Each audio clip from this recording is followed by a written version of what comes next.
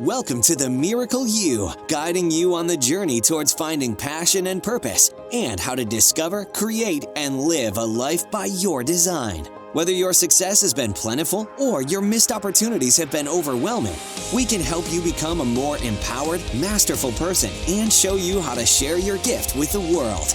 It's time to inspire change from within with the host of the Miracle You, Vince Kramer. Hello, imagination.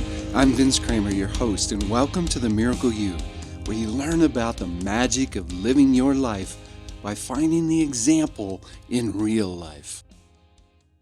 There comes a time in our life where we're ready to step into more of who we are, more of why we're here. It's really an awakening to a new understanding. An understanding that life is much more than we've lived up to this point. But the things that we've experienced, the ups and downs, all come into helping us then move from that awakening into being more, sharing more, seeing more, doing more, and being, truly being who we're meant to be. We're constantly getting messages along the way, but we can also ask for messages. We can ask for messages in ways that you might not imagine. We can do it by asking for dreams and asking a specific question that we would like answered by our dreams. Today's guest is going to share how dreams have made such a difference in his life. And in asking for the dreams, he's been able to tap into guidance to be more, do more, see more, feel more. And we all can do that. And I'm excited to share the opportunity with you to learn how you can step more into being who you are and what you're meant to do in the world. I'm with John David Latta today. John is a mystic, author, teacher, and former founder and CEO of a multi-million-dollar consumer products company. He teaches workshops on leadership, healing, transformation, awakening, love, synchronicity, and wisdom that unite and expand human experience. In his new book, The Synchronicity of Love, John is sharing his very personal stories about his journey and the supreme value in embracing deep and lasting personal transformation in love, business, money, relationships, health, and so much more. John's message: even the most stuck, rigid, and logical people can transform in unimaginable ways. John David Latta, are you ready to share the miracle of you with the imagination? I am. Thank you so much, Vince. It's so exciting for me to have you on because, as I was sharing before we started recording this, that we've walked similar paths but different paths. My life led to an awakening that completely changed the way that I looked at life, what I'm here to deliver. Even ended up in me doing some things and sharing some things in a way that I never thought I would. And as I read through the book and got to know you a little bit better, I saw that journey in you. But before we get started in diving into how you got where you're at right now, could you tell us where you are right now and what you're doing? I just wrote a book called The Synchronicity of Love, and I'm now turning into a book marketer, which is a new experience for me, but it's fun and interesting. It's part of the reason I'm on the show with you, Vince. Married, living with my wife, Wendy. Both of us were married before and have kids that are grown, so we're empty nesters, which is kind of fun and peaceful. Yeah, mostly I'd say at this stage of my life, this was my first book, getting out and speaking about it. It's a journey. Mary and I are just finishing up our memoir that we're going to launch in September, so we're right behind you on that journey, and it is something new. And I know writing brings up so many things that we remember, but when we start putting it on paper, we get closer and closer to the circumstances that happened in the past. And as I was reading through the first few chapters of The Synchronicity of Love, I kind of saw a parallel with you in when the awakening started. Could you share a couple of your wake-ups and how they moved you along? Well, at the very beginning, I think I had a traditional wake-up call. All sorts of, excuse my French, shit going on all at the same time. So the initial wake-up call for me was it sounds crazy, but it came out of nowhere, this obsessive fear of death. I couldn't wrap my mind around that I was going to die and disappear forever. And I'd been so staunchly anti-religious, anti-spiritual, I didn't even know who to talk to about it. I didn't know if anybody could have helped me. I don't think I would have even listened to anybody. And then about that same time, my wife got cancer. She changed dramatically. I had left my very secure job to start my own company. And all I know is in the blink of an eye, obsessive fear of death, my wife gets cancer, walks out. Suddenly I'm the single parent with custody of 2 children, 9 and 11, and I'm facing bankruptcy. And maybe even just a year or two before that was living a relatively charmed life my whole life. That was the wake-up call. And it literally took all that pain for me to even open to this whole other side of myself that I'm just going to loosely call spiritual.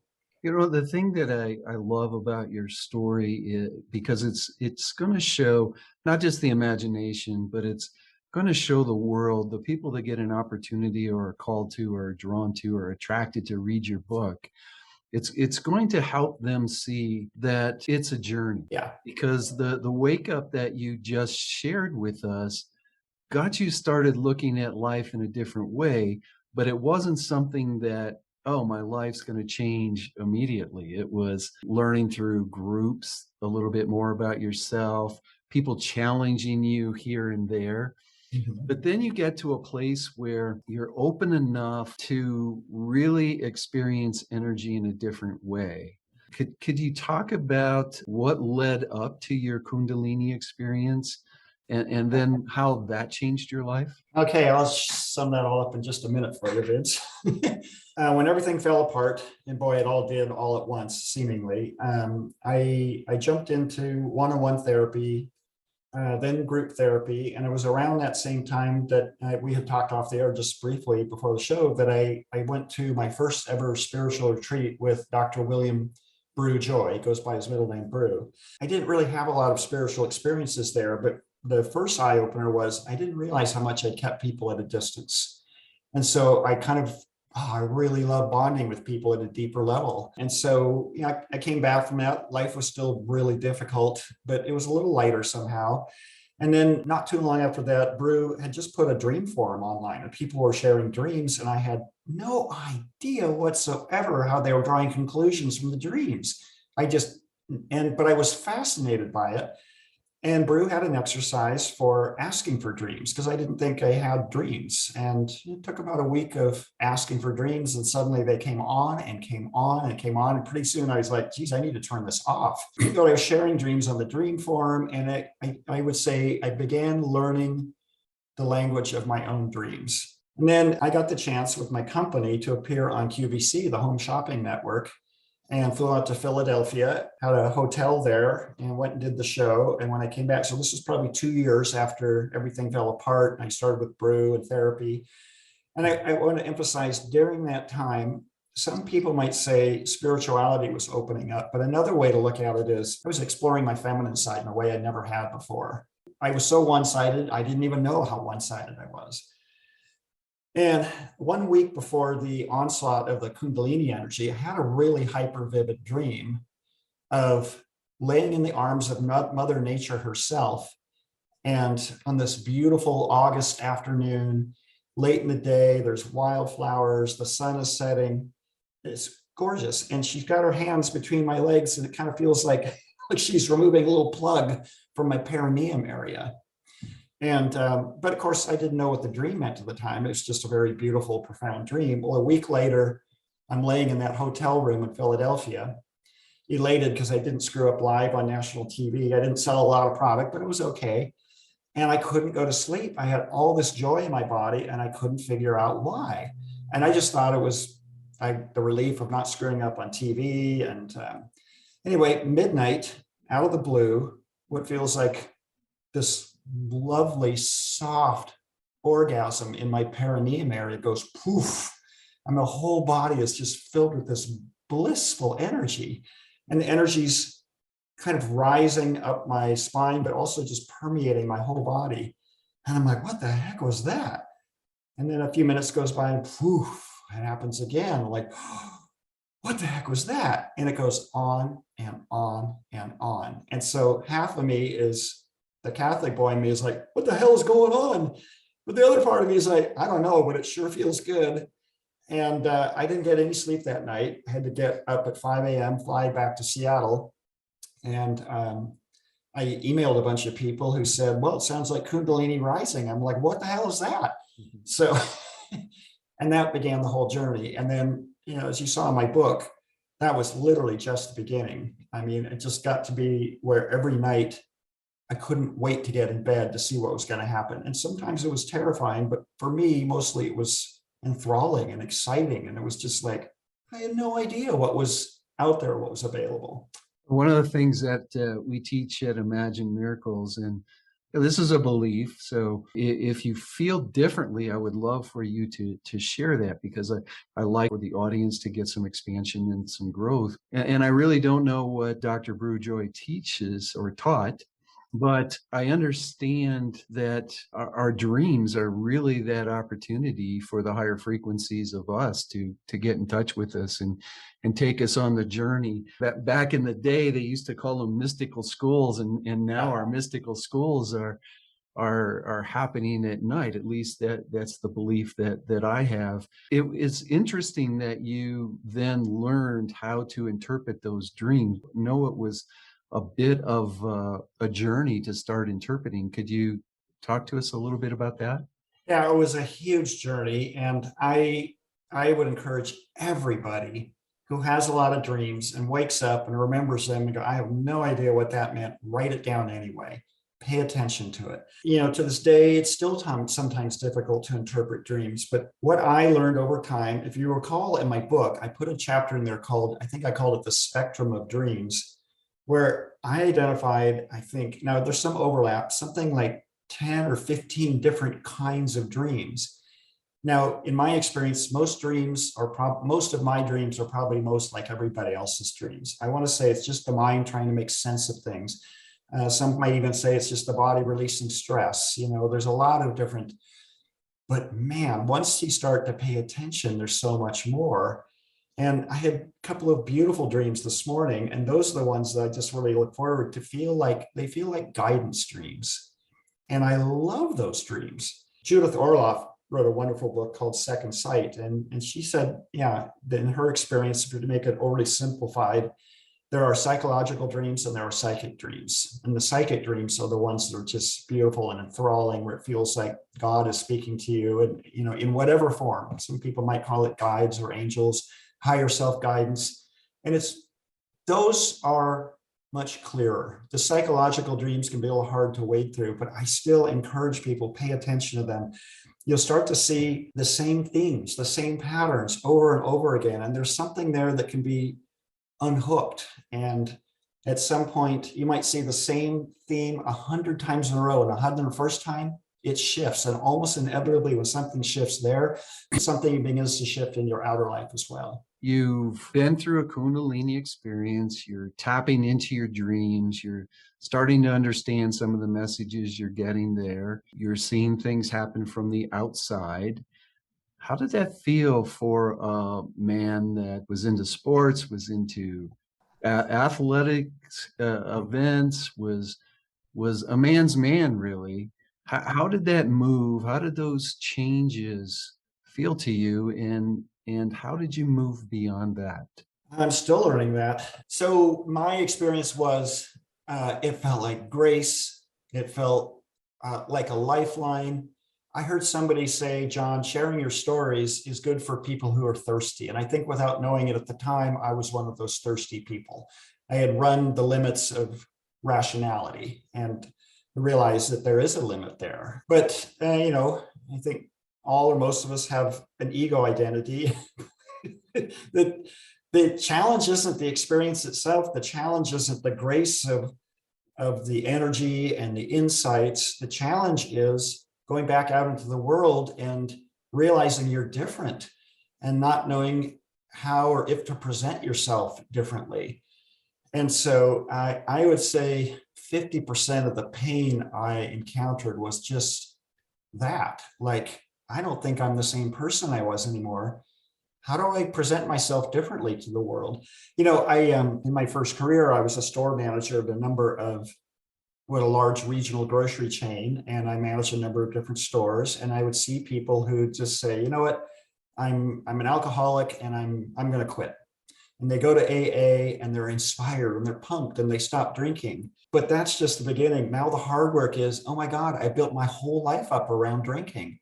All my friends are around drinking and partying. And so it becomes really sobering to realize you might have to change your friendships, your relationships, your hobbies, your activities, what you like to do, who you work with, where you work. That's the real work. And that, you might say, in a way, what I was going through. I struggle with it even a little bit today. Well, and I want to thank you for sharing that, because I think it's so important for everyone to understand that once you get on the journey, your expansion creates more journey. Yes. And more journey creates more expansion, and so on and so forth. So it is something that the destination is the expansion, and the expansion drives more. So I really want the imagination to understand that it's not a one and done type thing. You learn more, you get more in touch with who you are, you tap into those higher energies, you start having conversations with your higher self, you start getting this guidance. I love it when you say that you've had dreams with George Bush and Barack Obama. Mm-hmm. This huge universe that we live in, God's source, whatever you want to call this one true energy, means that we can tap into all of that. And tapping into all of that opens up divine wisdom, divine understanding. And I think you shared it. It helps us get in touch with our divine feminine, which then helps us get more in touch with our divine masculine. Right. Could you, from your understanding, could you explain you getting in touch with your feminine and how that's changed your life? Yeah, it's so funny. Everything makes sense in retrospect, but when you're in it, again, going back, everything fell apart. Found myself in therapy. My therapist says, you're too smart for me. I'm putting you into a group. And so poof, I'm in a group, and in the blink of an eye, it was for most of the time, 8 to 10 women, me, and 2 women therapists. And they determined really quickly what John was struggling at. John knew about doing. He didn't know about being. John knew how to be self-reliant. He didn't know how to ask for help. John knew how to talk. And, honestly, Vince, I've been in management my whole life. So I've been bossing people around my whole life, but maybe wasn't the best listener, allowing feelings to come up, allowing myself to be vulnerable. And at the same time that's going on, I meet Brew Joy, and he also is taking me down this path of being more open, more vulnerable. And it was really, really hard. And I remember him saying the thing that gave me the most peace was, it's not like you're going to be masculine and now you're feminine. You're going to be more expanded, more whole, more resourceful. He goes, you won't lose your highly developed, kind of a highly structured masculine. It's just going to be a whole nother, as you say, it's just more expansion, more expansion. So everything that most people would attribute, and even right down to being more receptive to dreams, being more intuitive, I tend to put that as a feminine receptivity. And so, and it's beautiful. I would encourage every rigid, rational male out there to open up to your feminine side. And there's just so much that I missed and I didn't know I was missing. If I could share a quick story in my book, and this was about that same period of time. I was tucking my kids in bed because I'm a single dad. My kids are 9-11. I'm tucking my kids in the bed, and I tuck my daughter, and I'm going to tuck my son, and he's babbling away, all excited about his day. But I'm like, chop, chop, getting things done. And I wish he would hurry up and stop talking so I could tuck him in because I had things to do. But then I remembered, things Brew talked about, and the women in my therapy group, they said, John, would you just try being once in a while instead of doing, So I thought, well, shoot, I'm just going to listen to my son and just listen to him. And 30 seconds goes by, and all of a sudden I am overwhelmed with a love I have never felt in my entire life, this wave of love. And suddenly, instead of feeling annoyed, I love all his excited babbling. And so it's like, and I walk back to that therapy group next week feeling a lot more humble, like, oh, maybe I've really been missing something here. So yeah, and it was a really beautiful thing. All I did was stop and be really present and listen to my son, maybe for the first time in my life. You shared so much in just that couple minutes there that I'd love to go so many directions. First, I want to share. We all have definitions, and society has given us definitions for so many things.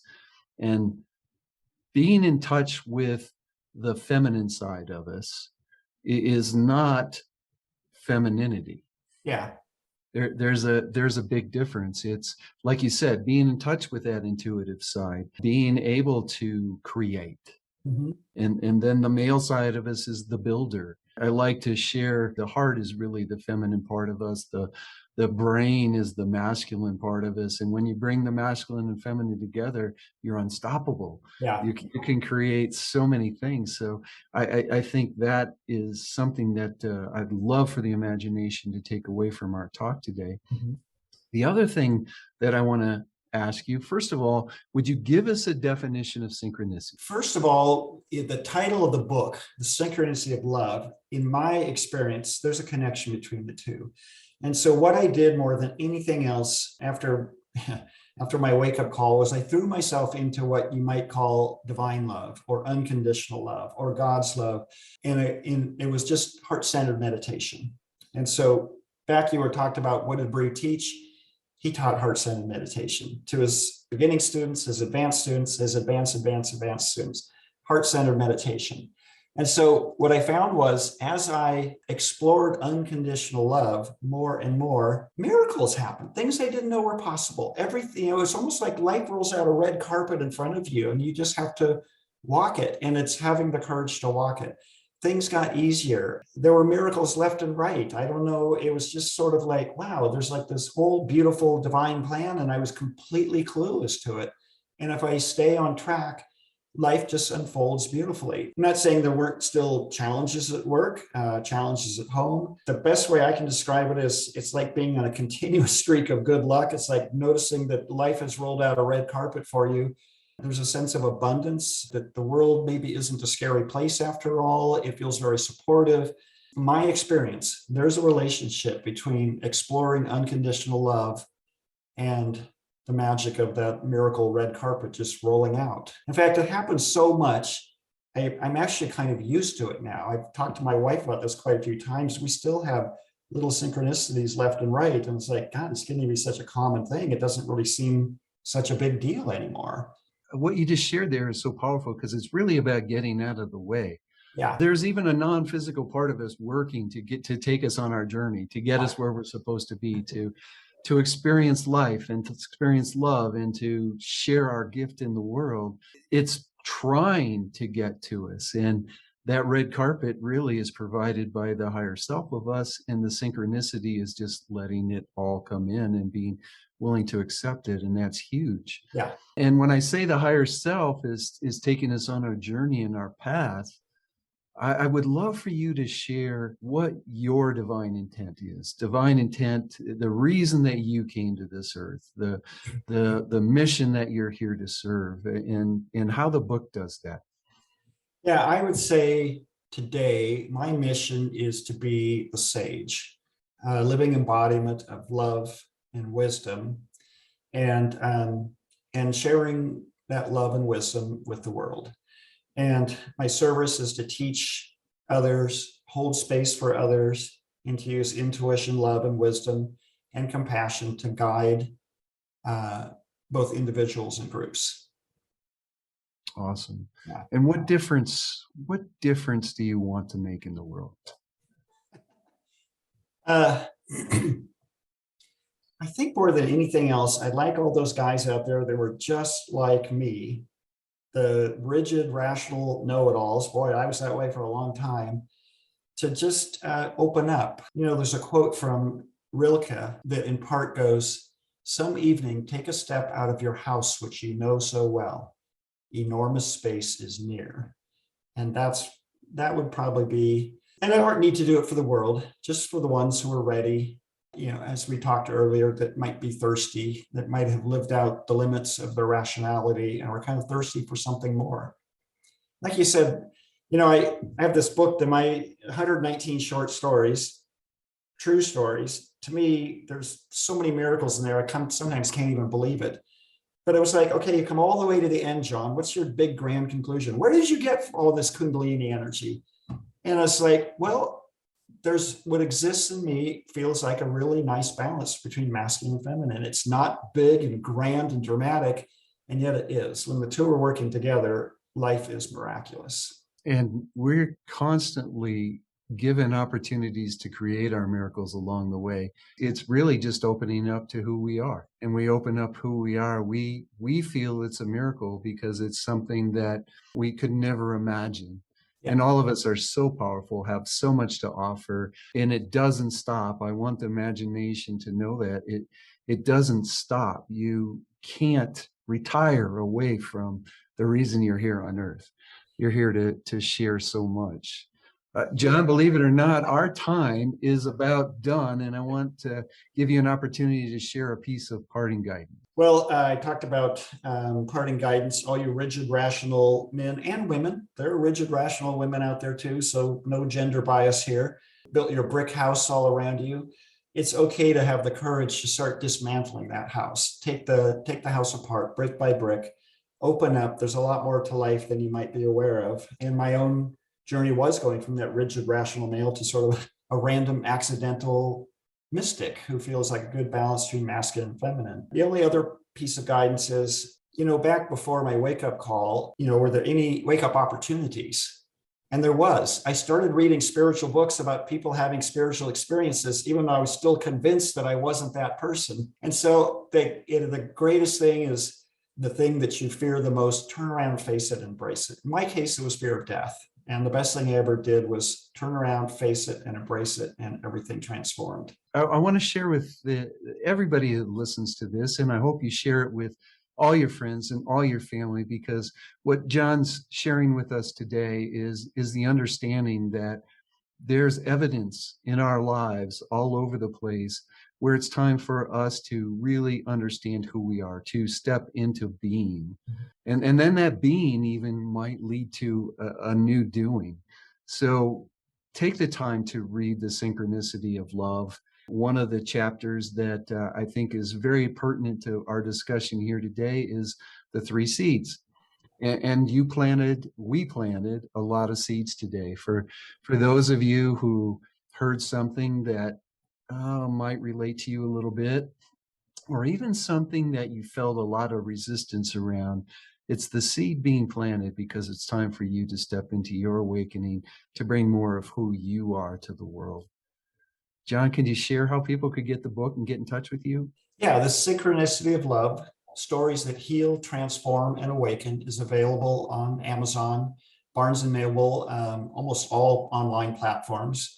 And you can get a hold of me through my website. It's John David Latta. Last name is spelled Latta, johndavidlatta.com. John, thank you so much for your time today, your words of wisdom, your openness, your understanding.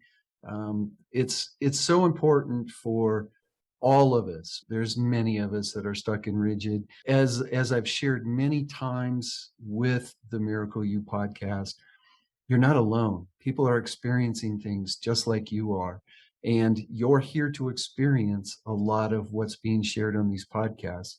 And what John shared today is so important. So make sure you get out, get the Synchronicity of Love, and really notice and see in your life where there's some parallels. Because as I was sharing with John before we got started today, I could see the parallels in our lives through his experiences. So thank you so much, John, for joining us today. We truly appreciate everything you're doing in the world, and I love the book. Thank you so much, Vince. It's been a joy being here. On behalf of my wife, Mary, the entire team here at Imagine Miracles, we want to wish each and every one of you a miracle day. You've completed this episode of The Miracle You, but we have plenty more to help you discover your own personal passion and purpose. Head over to themiracleyou.com for free resources to assist you on your journey, as well as register for our free webinar, Discover Your Miracle Life, 3 Mind Awakening Steps Toward Your Unique Purpose, or apply for a one-on-one Your Life, Your Way breakthrough session and discover your next best step on your journey. All available exclusively on our website. That's themiracleyou.com. We look forward to sharing more experiences of passion, purpose, and life by design next time, right here on The Miracle You.